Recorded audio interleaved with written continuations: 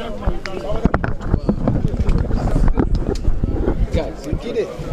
bon.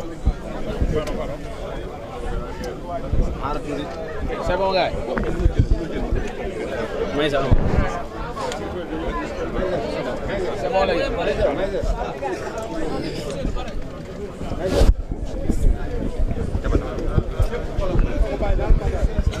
Ah.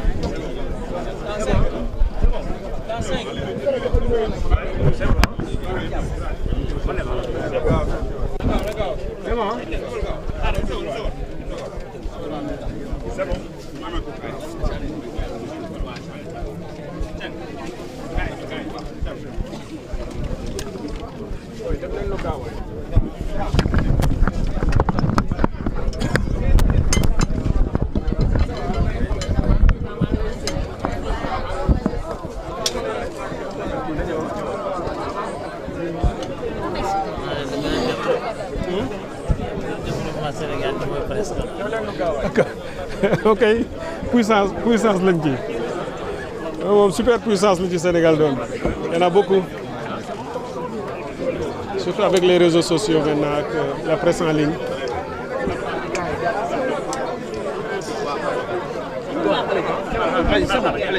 baax na.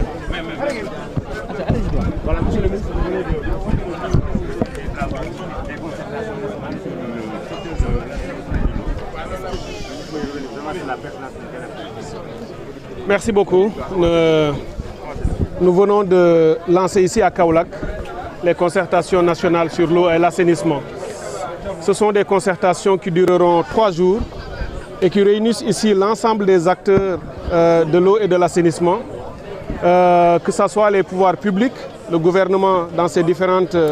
déclinaisons sectorielles, la société civile, le secteur privé, les collectivités territoriales, les usagers de l'eau et de l'assainissement et aussi les partenaires techniques et financiers, le monde de la recherche, les universitaires et autres. Ce sont des journées importantes qui permettront de mener une réflexion ouverte et inclusive pour dessiner le visage de la nouvelle politique de l'eau et de l'assainissement dans le pays, adossé au nouveau référentiel des politiques publiques qui vient tout juste d'être présenté par Monsieur le Président de la République. À l'ouverture de nos travaux, Monsieur le Président de la République, saisissant l'opportunité que nous offrent maintenant les innovations technologiques, n'a pas fait le déplacement physiquement, mais nous a parlé à travers une vidéo qui a été diffusée. Ça montre déjà notre parti pris et notre choix pour l'utilisation forte et massive des innovations et de la technologie pour soutenir ce secteur et de l'eau et de l'assainissement. Je voudrais également saluer ou dire un mot sur le choix de Kaolack. Saisir cette occasion pour saluer et féliciter, remercier Monsieur le maire de Kaolack, Monsieur Serigne Mboup, Monsieur le président du conseil départemental, mais également le gouverneur et l'ensemble de la population de cette ville du centre du pays, puisqu'en choisissant Kaolack, nous faisons déjà une étape, un pas vers la concrétisation du choix du président de la République d'aller vers la territorialisation à travers des pôles. Il y a 8 pôles territoriaux autour desquels la nouvelle approche de la mise en œuvre du paradigme vers un Sénégal souverain, juste et prospère avec la vision 2050 sera mise en œuvre. Et c'est pour cette raison qu'en choisissant Kaolack, nous voulons aussi dire à tous nos concitoyens que l'accès à l'eau et à l'assainissement sera désormais une surpriorité du gouvernement. Nous ferons en sorte, pendant ces 3 jours, à travers les groupes de travail qui seront installés, qui travailleront sur l'accès, mais l'accès sous l'angle de la justice et de l'équité. Nous avons trouvé sur place, dans notre pays, une sorte de différenciation hydraulique urbaine, hydraulique rurale, qui pose beaucoup de problèmes, notamment au milieu rural. La réflexion qui sera menée visera à ne voir que le Sénégalais, qu'il soit de l'urbain ou du rural, l'État lui doit une eau en quantité, en qualité et à bas coût. Des réflexions seront menées dans ce sens. Nous mènerons également des réflexions sur la gouvernance du secteur, par les réformes institutionnelles, le dispositif organisationnel et la nouvelle régulation à mettre en place. Nous parlerons ici de l'hydrodiplomatie et de la gestion des bassins transfrontaliers que nous avons en partage avec l'ensemble de nos communautés. Nous parlerons de l'eau dans toutes ses facettes, l'eau multi-usage, l'eau agricole, l'eau qui soutient les écosystèmes, l'eau qui soutient le processus d'industrialisation, l'eau qui soutient également la santé et différents autres secteurs dans une approche nexus c'est-à-dire une sorte de croisement. L'eau sera à la confluence de différents secteurs pour porter le développement économique et social de notre pays. Ce que nous voulons à la fin de nos délibérations, c'est de donner des contributions qui soient élaborées par tout le monde. Nul n'a été laissé sur le bord de la route et nous voulons que la nouvelle lettre de politique sectorielle du Sénégal en matière d'eau et d'assainissement soit la lettre de tous les Sénégalais. C'est pour cette raison qu'en plus de ceux qui sont ici à Kaolack et qui travailleront pendant les 3 jours, nous avons également consulté beaucoup d'autres Sénégalais, des milliers, par la magie des réseaux sociaux, par l'Internet et par des enquêtes ou des consultations qui ont été menées. Celle-ci est parachevée par ce travail au niveau national, mais avant cela, au niveau des régions, des concertations ont également été menées autour des gouverneurs, des maires et de l'ensemble des acteurs. Et tout cela a été renvoyé ici pour que ces contributions soient des contributions inclusives, participatives, pour une politique qui vient du haut vers le bas et non pas le contraire d'élaboration des politiques par le haut. Donc c'est une nouvelle dynamique qui concrétise la vision du chef de l'État et du Premier ministre. J'ai donné ici mon message en disant à tous les participants que ces délibérations doivent être les plus simples, les plus ouvertes, les plus larges et les plus constructives possibles. Il n'y a aucune limite à la réflexion. Chacun dira ce qu'il a à dire, ce qu'il pense et comment il voit quelle est sa contribution à cette nouvelle vision qui se dessine. Voilà un peu le sens de nos délibérations. Ce sont des discussions de 3 jours qui permettront, d'ici samedi, de camper le décor, de mener un large tour d'horizon sur tout le secteur de l'eau et de l'assainissement pour qu'on ait une nouvelle vision et une nouvelle politique en cette matière. xanaa di sant yàlla rek ñoo ngi fii ci Kaolack nag dañ koo tànn pour ubbi fi li nga xam ne ñoo ngi ko tuddee penco ci buñ ko déggee mooy penco dara waxtaane ko waaye penc et eau ci français eau xam nañ ne mooy ndox boo ko boolee day nekk pencu eau maanaam pencum ndox nag dégg naa fii léegi ci salle bi ku ni lu ñu war di gën a def la saa su nekk bi mu waxee rek jàpp naa ni bokk na xëy na ci xalaat yi di génne fii ñu koy def at mu nekk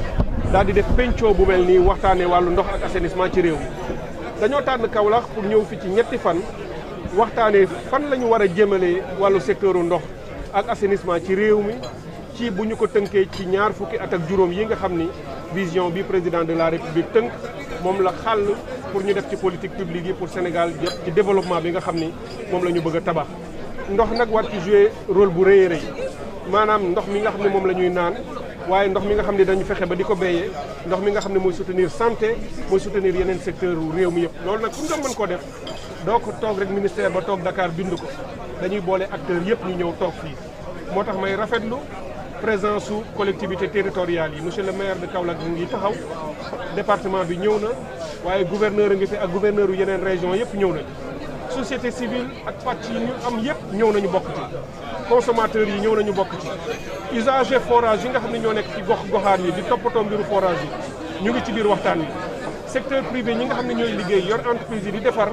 ak di yor ndox mi ñoo ngi fii ci biir waxtaan wi partenaires techniques et financiers yi ñoo ngi fi waaye itam ñi nga xam ne ñooy borom xam-xam yi nekk ci université yi di saytu ak di gëstu pour naka la ñu mën a yore politique publique yu baax ñoo ngi fii pour que ci ñetti fan ñu waxtaane ndox ci naka la ñuy def ba réew mi fépp foo dem nga mën a am ndox moo xam ne ndox mu sell lay doon ndox mu doy lay doon waaye ndox la moo xam ne njëg mi dina toll ci xam ne sénégalais yi dinañ cee mën a jot dinañu waxtaane ci nu ñu defee réforme yi ba nga xam ni dootuñu ni ñii ñu ngi ci dëkku taax yi xëy na ñoom ñooy gën a am ndox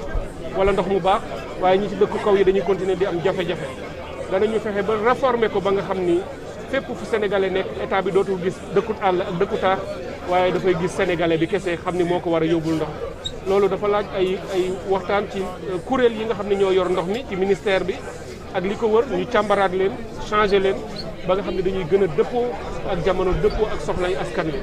loolu mooy li nga xam ne dinañ ko waxtaanee fii ci ñetti fan yi muy waxtaan yu yaatu yu ubbeeku yoo xam ne yi ci la ñuy tëgg politique bu bees bi nga xam ni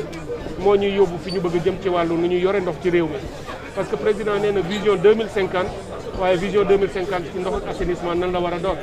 loolu ñëpp a koy waxtaanee du rek mbiru ministère loolu moo tax ñu bëgg fii ak samedi incha allah képp koo xam ni am nga ci xalaat war nga cee wax am nga loo ci wax nga ñëw fii wax ko fii te dañu ni amul benn limite ku ci nekk na nga ko bëggee ak sa xalaat yi na nga ko indi dañu ñaan itam sénégalais yi fépp fu ñu nekk def nañu ay plateforme internet ci biir site ministère bi site internet bi def nañu ay page Facebook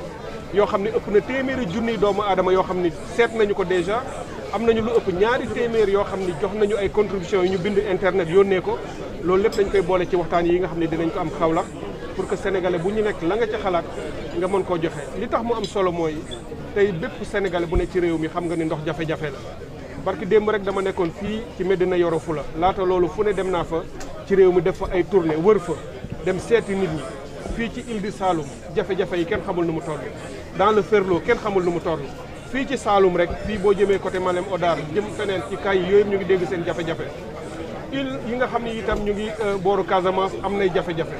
bi ma demee Médina Yoro Fula dañu ma ne bu fekkee benn yitte amal nañ ko ci àddina di ko ñaan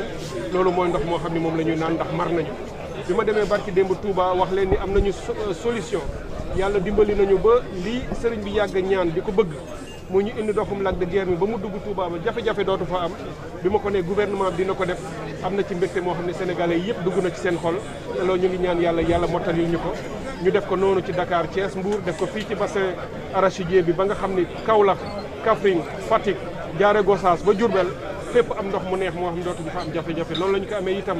ci sud ak sud-est ba ci nord Sénégal fépp foo xam ne war nañ fa yóbbu ay transfert ñu def ko fa loolu nag politique yi ko war a lal ni ñu ko war a doxalee ak nañ ko war a liggéeyee loolu mooy li ñuy waxtaane fii ci Kaolack ci ñetti fan yi incha allah pour que ku ne nga indi ci sa xalaat bu ñu paree ci politique bi ñëpp topp ci doxalin wi di ko jubbanteendoo bu ci ministère bi amee lu mu ci waroon def te am ci retard nit ñi mën koo ñëw wax indi ci seen xalaat ñu mën koo jubbanti ba yegg fi nga xam ne foofu la ñu bëgg a yeggalee secteur bi di eau et assainissement jërë ngeen. Oh, pardon. Je m'excuse.